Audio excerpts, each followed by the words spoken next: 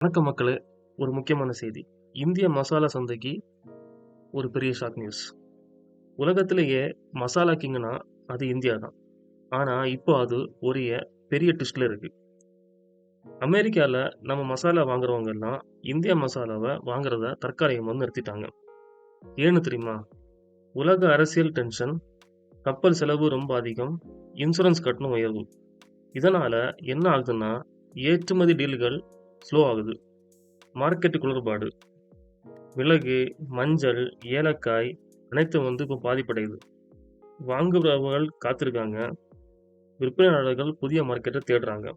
இந்த நிலை நீண்டால் விலை சரிவு, சரக்கு தேக்கம், விவசாயத்துல பார்த்தீங்கன்னா ஒரு பாதிப்படையும்.